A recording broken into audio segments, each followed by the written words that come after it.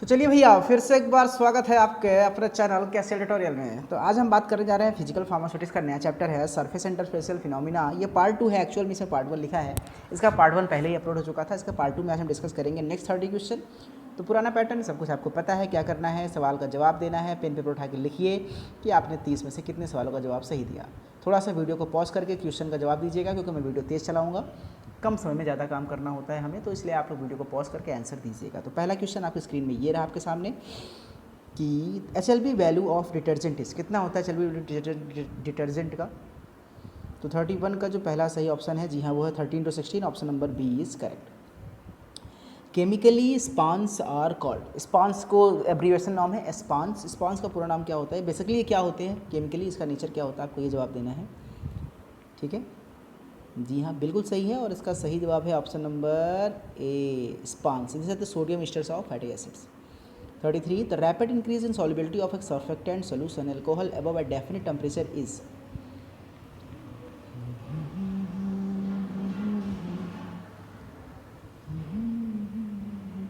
Option number B सही है, Krafft point.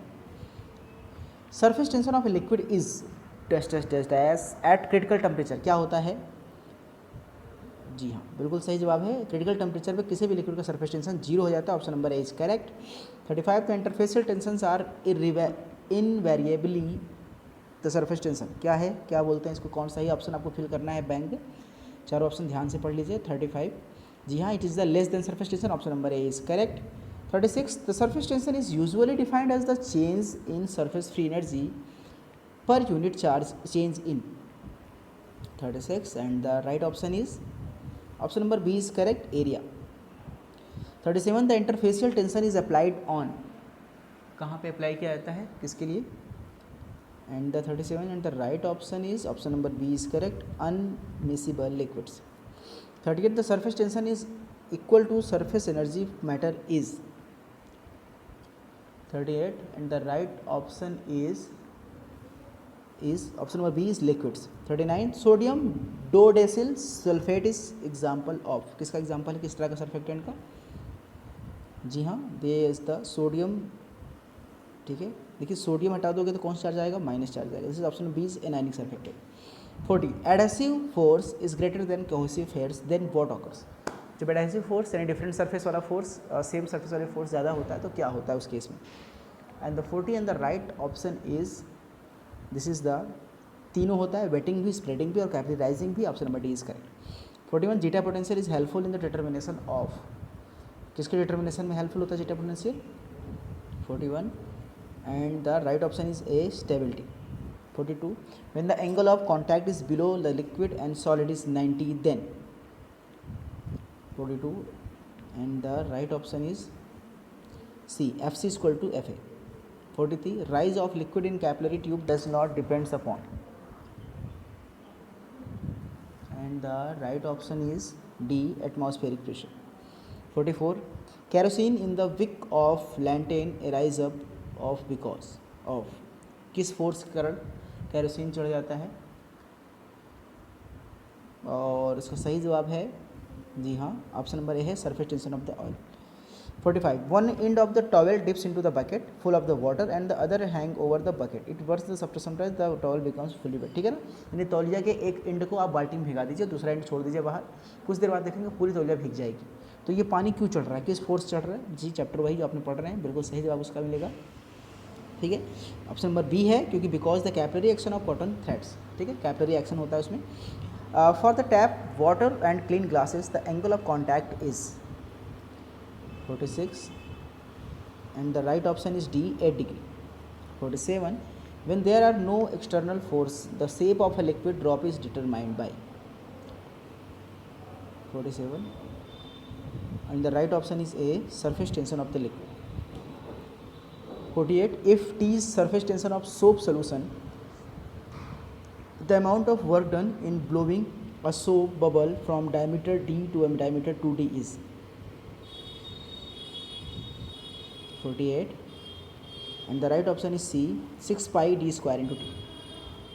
49 choose the wrong statement from the following.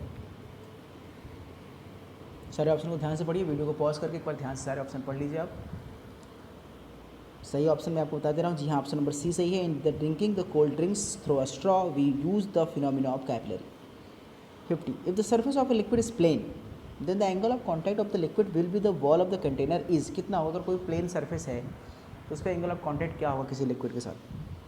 50. And the right option is, the correct option is D, 0 degree Celsius. 0 degree, not Celsius, sorry. 51. A capillary tube when is immersed vertically in a liquid records a rise of 3 cm. If the tube is immersed in the liquid at an angle 60, what is the vertical length of the liquid column along? ये आपको question का जवाब आपको फॉर्मूले से मिलेगा, ठीक है। Angle of capillary angle of होता है ना ऑब्स्टिकल्स, उससे आपको देखना पड़ेगा और इसका सही जवाब आपको मिलेगा। आंसर आप सॉल्व कीजिएगा और इसका सही जवाब है, इसको मैं आपको बताऊँगा लास्ट में सॉल्व करना है, लेकिन इसका सही जवाब है सी, 6 centimetre. 52. A sheet can be made waterproof by the coating it with a substance that changes the angle of contact, ठीक है। तो कोटिंग करते हैं तो उसका एंगल ऑफ कॉन्टैक्ट कितना होना चाहिए जो ताकि स्वेटिंग ना हो उसमें। 52 और इसका बिल्कुल सही जवाब है जी हाँ B, acute to the obtuse. 53. Which of the following is not based on the principle of capillary, ठीक है। कैपिलरिटी के प्रिंसिपल पे कौन सा बेस्ड नहीं है? 53. And the right option is A, floating of would on eater surface. The rise of liquid in a capillary tube does not depends upon. 54. And the right option is option number D, atmospheric pressure. 55. For a liquid which is rising in a capillary tube, the angle of contact is.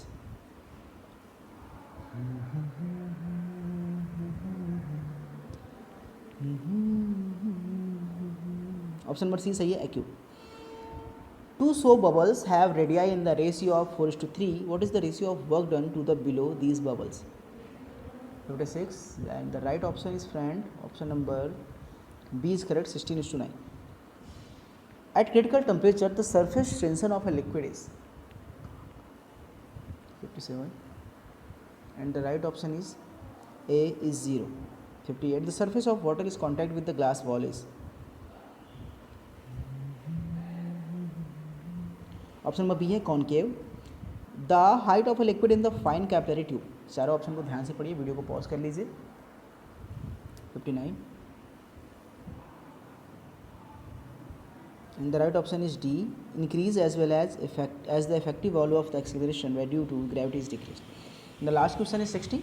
अब when a soap bubble is charge, जब कोई soap bubble charge होता है तो क्या होता है, ठीक है। वो फैलता है कि सिकुड़ता है कि वैसा ही का वैसा रहता है? ऑप्शन नंबर बी सही है, एक्सटैक, वो फैलता है, एक्सपैंड। ये रहे सारे आंसर आपके फ्रेंड, और ये है मिस्टर आशुतोष सिंगर फ्रॉम जहाँ से जिन्होंने क्वेश्चन भेजा। थैंक यू आशुतोष जी, सिंगर साहब, बहुत बहुत धन्यवाद आपका। और आप भी भेज सकते हैं हमें अपने क्वेश्चन। आप जुड़ना चाहते हैं हमारे अर्न कॉन्सेप्ट के साथ, चाहते हैं कुछ पैसे कमाना हमारे साथ जुड़ के, तो आप भी मुझसे बात कर सकते हैं। मुझे अपने व्हाट्सएप कर सकते हैं पीपीटीज़ बना के, या मुझे आप चैट करना चाहते हैं तो आप मुझे इंस्टाग्राम, ट्विटर और फेसबुक को फॉलो कर सकते हैं इस आईडी के साथ, और मुझसे आप बातें कर सकते हैं। Thank you so much. कितने सवालों का जवाब आपने सही दिया, कमेंट सेक्शन में आपके जवाब का वेट करूँगा।